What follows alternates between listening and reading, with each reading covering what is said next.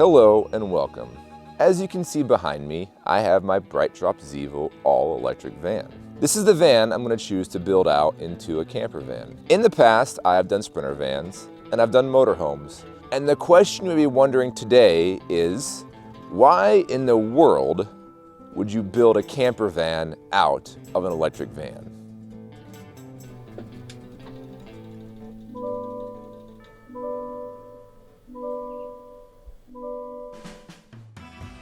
Let me start this out by saying, traditionally, I am not an EV guy.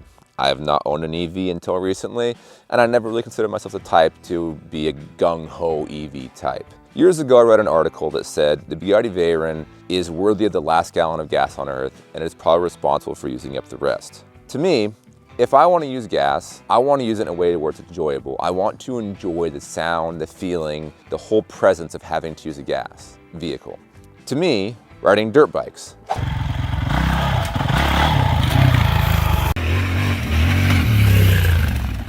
something I've historically always done, is a proper use of petroleum. I'm getting the sound, I'm getting the performance of petroleum in its raw essential form. To me, driving my old Dodge diesel is a proper use of petroleum. I'm getting the sound, I'm getting the turbo noise, I'm getting that exhaust note that I enjoy. I get to shift through the gears. To me, this is the essence of using petroleum vehicles. And even though petroleum right now is at $4.50 a gallon here in Washington for diesel, I want to enjoy using it because eventually the day will come where we might not be able to use petroleum in our vehicles. This is what's led me to buying electric vehicles. Because if I'm going to spend $4.50 a gallon of diesel, I want to enjoy it.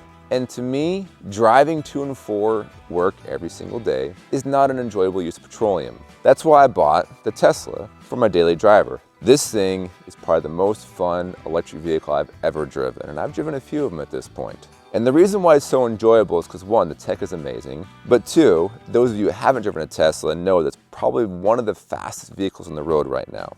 And if I'm driving cross country, like I have my motorhome in the past, driving hundreds of miles down a freeway is not an enjoyable use of petroleum. That is why I bought the van to convert into a camper van. So that way, when I'm driving down the road, I'm not having to worry about spending $4.50 a gallon in something that I don't enjoy spending it in.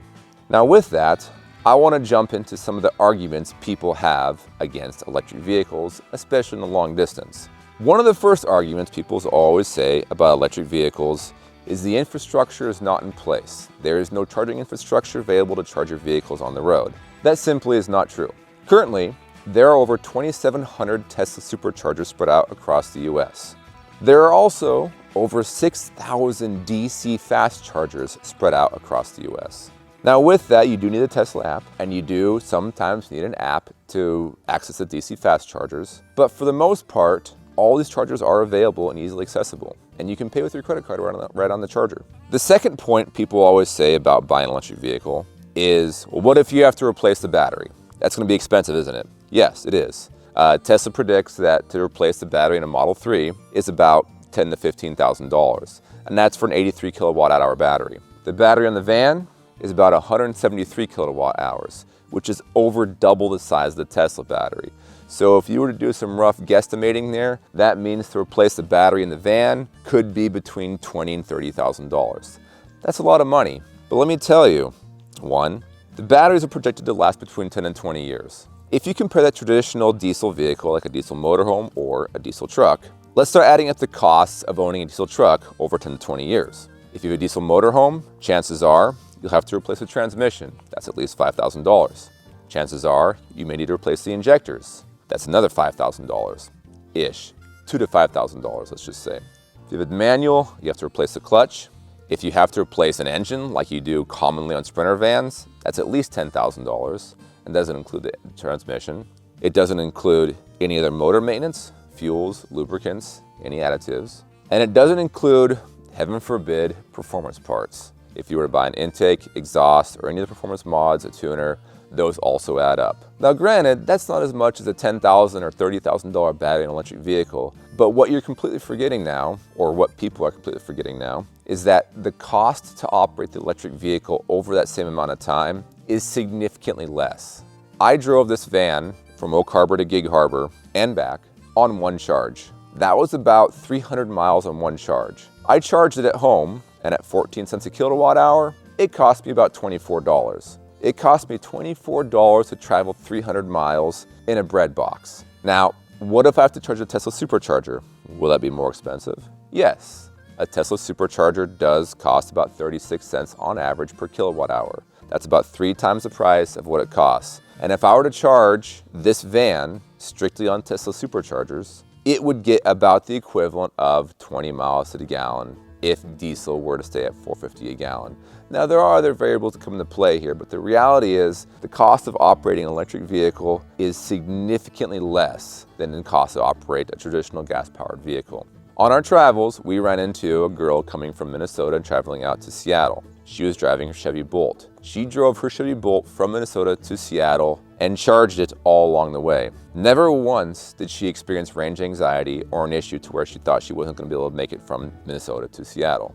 The infrastructure is in place. The battery technology isn't there. The question is, do you want to make the leap to go from internal combustion engines to electric? And for me, it's about saving money. And by going electric, I will save money over the long run compared to a traditional gas-powered vehicle. There is one drawback, and that is charge time. The charge time is the only drawback for the electric vehicle.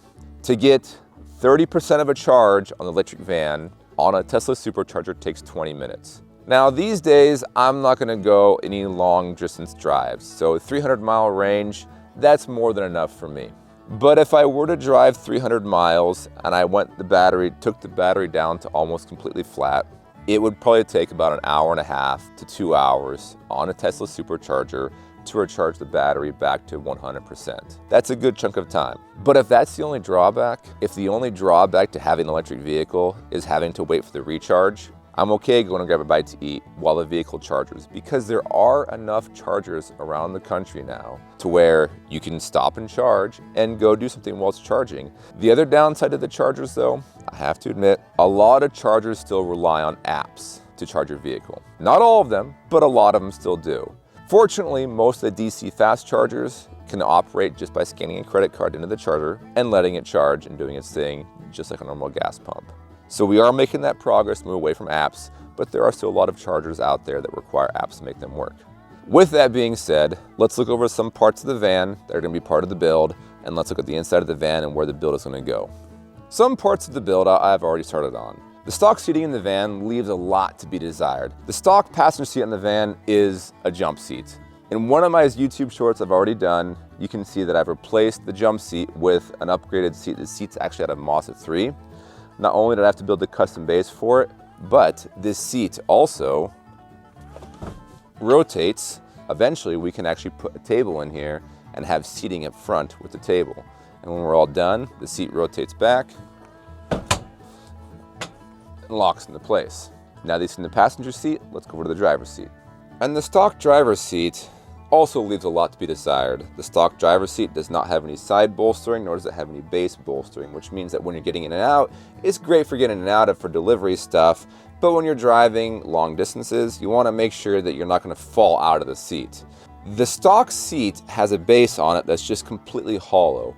That is the reason why I designed this base to incorporate a toolbox in it to hold tools, holds my charger in it, and anything else that I might need at a moment's notice. The toolbox that goes in there is a standard toolbox you'd see in most van supply places, and it holds a surprising amount of stuff, and the seat base sits on it perfectly. And once again, just like with the passenger seat, this one also rotates so it could be used as a seat for a table. The backs of these vans have all the sound deadening qualities of a cement mixer. Matter of fact, those who have driven these vans know that they can be particularly loud in the back. To start with part of the conversion process, the first thing I wanted to do was get the sound down, to make this thing sound less of like a cave in the back. I've coated the walls of the back of the van with this. This is foam adhesive insulation. It's got a backing on it that you can peel off to reveal the adhesive, and you can stick this all over the inside of the van. I have done that. I've coated all the walls. I haven't done the ceiling yet, but I have coated all the walls with insulation. The downside is, once this thing sticks, this stuff is really hard to get off. In fact, if you stick it in the wrong spot and you go try to peel it off, you're gonna end up just tearing your stuff. So it is kind of hard to work with. But the sound deadening qualities are phenomenal. By coating the back of this van with all the insulation, we were actually able to take the sound from about 93 decibels down to about 88 decibels while we're driving at 70 on the freeway. So this stuff does work, and it works quite well, and it's not overly expensive either. The next step in the van, as I build this thing out, is to start out with the frame for the beds. The back is gonna be in my garage. Matter of fact, this simple bike rack here represents about where the bikes will end in the back of the garage here. At the front of the rack here, we will have a standard twin size bed on the bottom.